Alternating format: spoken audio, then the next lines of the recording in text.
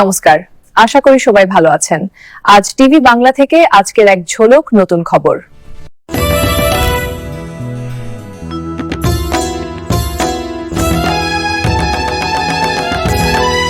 অবশেষে তৃণমূল থেকে বহিষ্কৃত ভরতপুরের বিধায়ক হুমায়ুন কবির জনতা উন্নয়ন পার্টি নামে নতুন দল গঠন করলেন।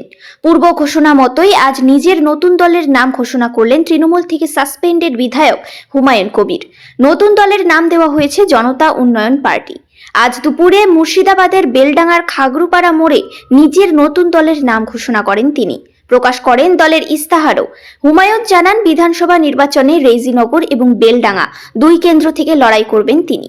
এছাড়াও তার নবগঠিত দলে স্থান পেয়েছেন হিন্দু সদস্যরাও। দলের পতাকায় রাখা হয়েছে হলুদ, সবুজ এবং সাদা, এই তিন রং। দলের নাম ঘোষণার সাথে সাথে মঞ্চ জুড়ে উড়তে দেখা যায় নবগঠিত এই দলের নাম লেখা পতাকা। সভায় ভিড় ছিল চোখে পড়ার মতো।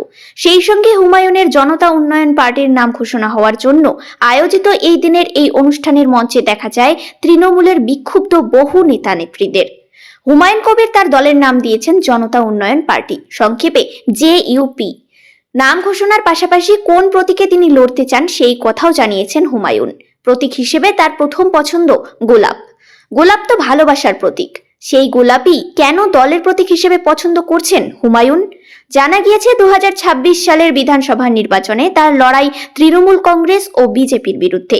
দুই দলের প্রতীক ফুল। তৃণমূল ভোটে লড়ে জোড়া ফুল চিহ্ন দিয়ে, আর বিজেপির নির্বাচনী প্রতীক পদ্ম ফুল। তাই হুমায়ুন বঙ্গ রাজনীতিতে আরও একটি ফুল যুক্ত করতে চান।